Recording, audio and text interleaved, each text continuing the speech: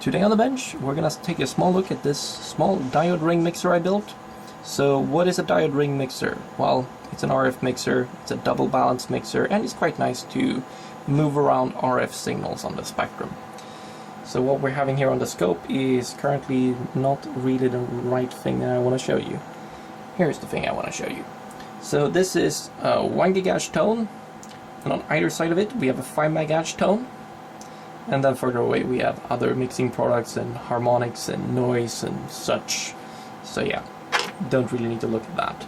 But we have our 5 MHz signal on either side here, around our 1 gig tone.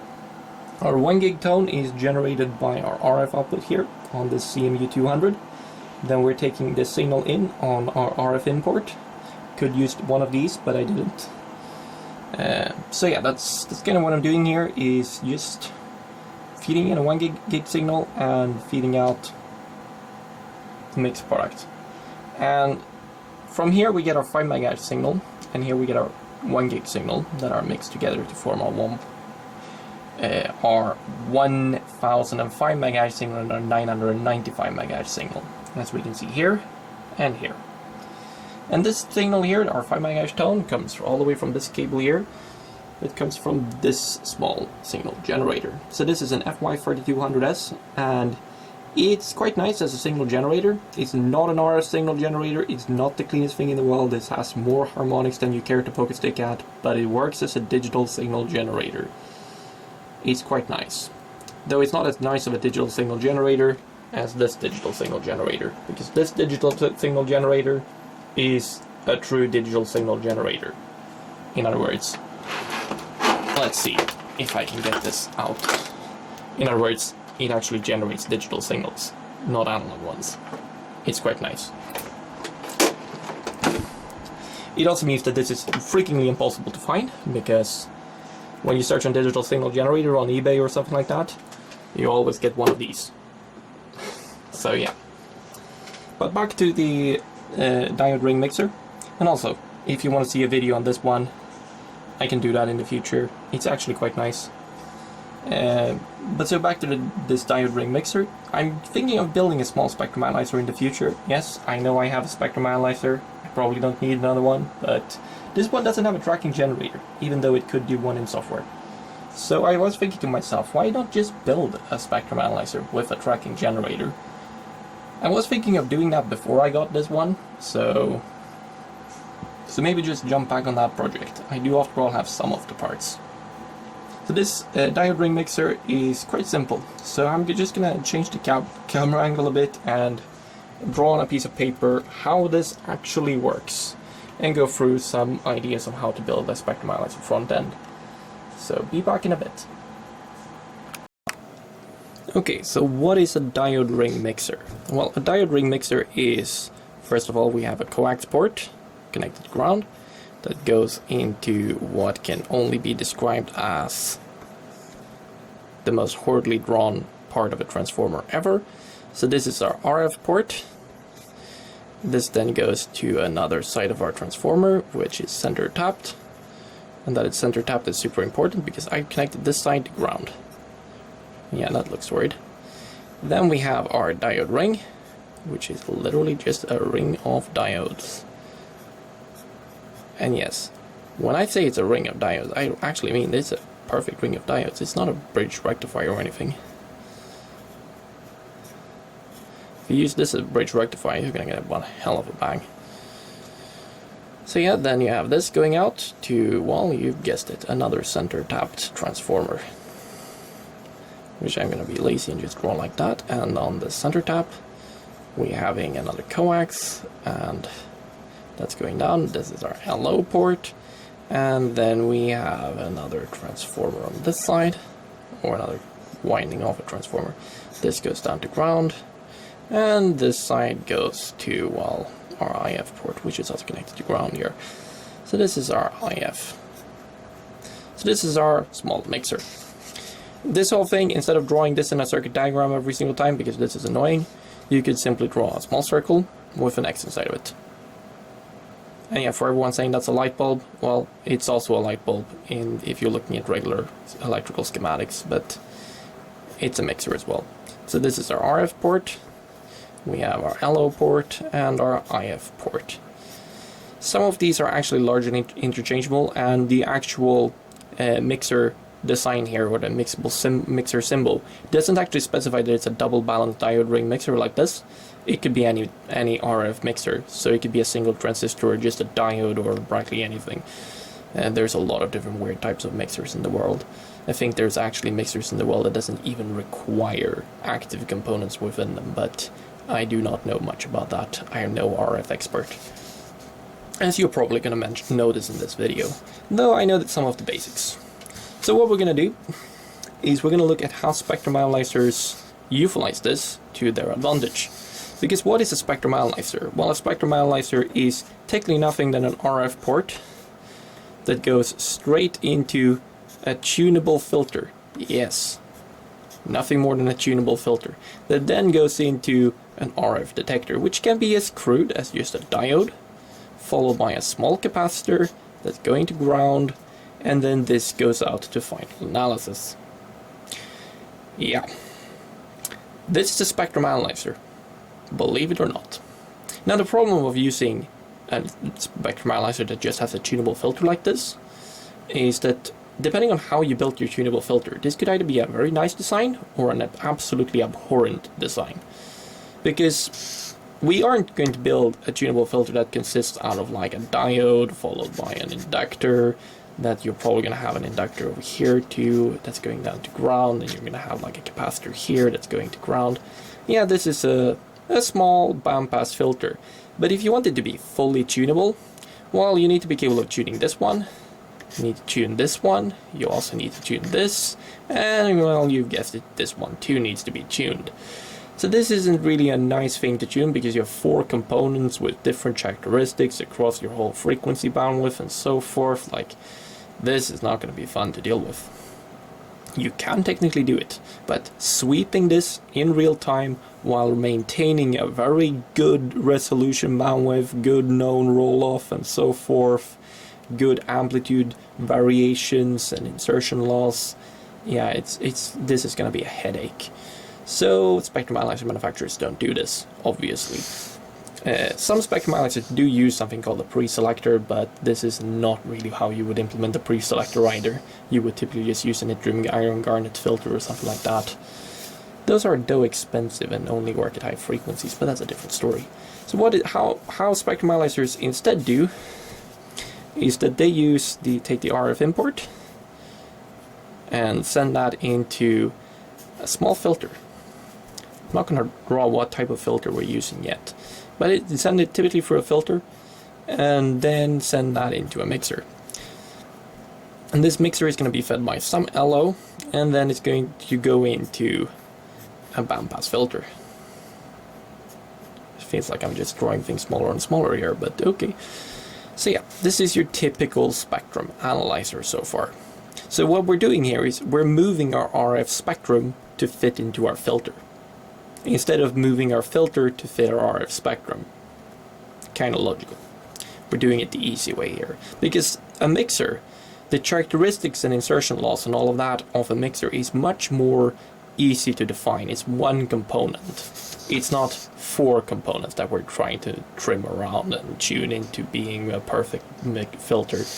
Here we're just tuning one component using one signal, and all the characteristics of this is very easy to characterize, so it's not really a problem. So the naive way of working with a mixer like this is to look at this filter and say, well, a filter is easier to build at really low frequencies, to get it really sharp and everything.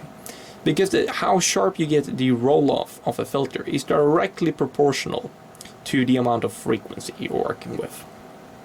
Because a single stage filter, or actually a filter of any amount of stages, is typically going to have a quicker roll-off in terms of dB per hertz and a lower frequency, because the roll-off of a filter is defined by a number of dB per octave, where an octave is a doubling of the frequency, or a halving of the frequency, if you want to go in that direction. So yeah, so the naive way would be to use down conversion and a low pass and a bandpass filter. The problem with using down conversion, which I'm going to draw up here, The problem with using down conversion is, let's say you have your filter here. Let's say your filter is filtering at 1 MHz. I'm just going to draw one. Then let's say you have a signal here sitting at, let's say, 2 MHz. And then you have a signal over here that we say is at 5 MHz. So okay, we have a 1 MHz filter that we're going to send these two tones into. So if we apply an LO of 1 MHz, we move this over 1 MHz and we move this over 1 MHz. So now this is at 4 MHz and this is at 1 MHz. This is now within our filter, and that means on our output, it means that we are having a tone at an LO frequency of 1 meg. So we have a tone there. Then we continue. We move the LO 1 more MHz. Now our 2 MHz tone is all the way over here at DC. Our 5 MHz tone is at 3 MHz. Everything looks quite nice. If we now continue increasing our LO with 1 more MHz, our tone here at 2 MHz that we move down now isn't going to disappear when it moves past DC. What happens is that it actually gets reflected and moves back up. So at 3 MHz, this 2 MHz tone falls into our 1 MHz filter again. That means we're going to see a tone at 3 MHz. And then this now is at 2 MHz. So then when we move our LO once more, we're going to have one more tone here, which is from 5 MHz. So yeah, and then we're going to have a tone which sits over at 7 MHz from our 5 MHz tone, because this tone and this tone shouldn't be there. They're called image frequencies. We could get rid of that by adding a chain of input high-pass filters that we switch in while we are tuning through our spectrum. But that means that we're going to have a lot of input filtering, because each stage needs to be the distance from our filter down to DC and back up again. And in this case, that's about 2 MHz. So that means we are going to have this 2 MHz high-pass filter, and then we're going to add another 2 MHz high-pass filter, and then another filter at 2 MHz later, and then a filter after that, 2 MHz after that, and so forth. So if we want a 1 gig bandwidth, then that's 500 filter stages. And 500 filter stages, that's a lot of filter stages. It's expensive. So we're not going to down convert, because that's obviously not a good solution. So instead we're going to up convert. But if we're up converting into a high frequency filter, then we probably also want to add a small low pass filter here. So this low pass filter is just going to ensure that even higher frequency outside the intended working range of the spectrum analyzer doesn't get down converted and fall into this filter, because that's going to create a lot of image frequencies. And yes, image frequencies is stuff like this, where you get unwanted tones. But now we have this frequency up here. Let's say that we are working here from a frequency of, well, let's say DC, because we have an awesome spectrum analyzer that goes all the way up to 2 GHz, because we apparently have a crap spectrum analyzer. So yeah.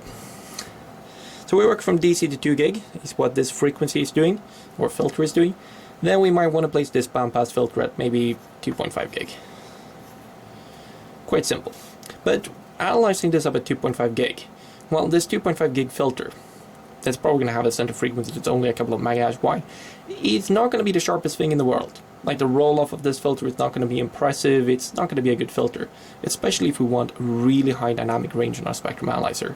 So what we're going to do instead is, well, the spectrum of this filter is practically going to have frequency content up at around 2.5 gigahertz is where it's going to have its frequency content like this. Here it's very clean, and above it it's very clean due to us having this. So it's this very clean tone. So what we can do with that is, well, we feed it into another RF mixer. Feed it its own LO, which can be a constant signal, because we're just going to down convert it by a constant amount, or by a fixed amount. So then we are down converting this into another filter. And yet again, it feels like I'm drawing everything smaller and smaller. I need to draw things bigger. Can you even see this? So yeah. So now we're going to move up down to this much smaller filter. And this filter is going to work at a way lower operational frequency. Let's say that it works at 4 MHz. So now we have this filter that's 4 MHz wide, or where it has a center frequency of 4 MHz. It might only be 1 or 2 MHz wide. What we can do with this is we can either do like some spectrum analyzers, which is to take this, send it into another mixer and another filter, and before sending it off to either an RF detector or an ADC. Or we can just take this 4 MHz tone and send it straight into an ADC and just be done with it. Because let's face it, 4 MHz is not particularly fast, it's only going to have a couple of megahertz of bandwidth around it, so we might only need an ADC that's only sampling at like 25, maybe 30 meg samples per second, and we can buy 16-bit ADCs at that resolution and sampling rate without really having something too expensive.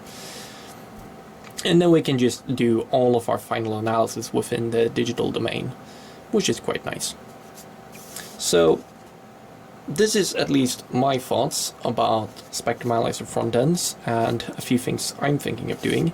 So I'm just thinking of using 2 mixers and a couple of filters and then just using an ADC.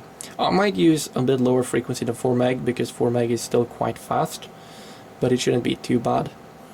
And then filtering all of this, but the main reason for not wanting to be up at 4 meg, I probably want to be down at like maybe 1 or 2 meg. And that means that this filter needs to be fairly sharp, but that shouldn't be too hard to do. At least not way too hard to do.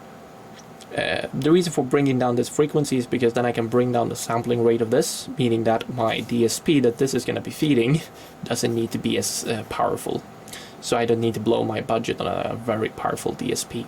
Even though I could probably send this ADC signal straight into like a Raspberry Pi or something and have sufficient processing power there to do the task, potentially. Otherwise I could just sweep the span and then do all processing post instead of doing it live, because that shouldn't be hard. And that's at least my ideas. I hope this video has been at least somewhat informative, and feel free to leave a comment if you like. So, see you another day.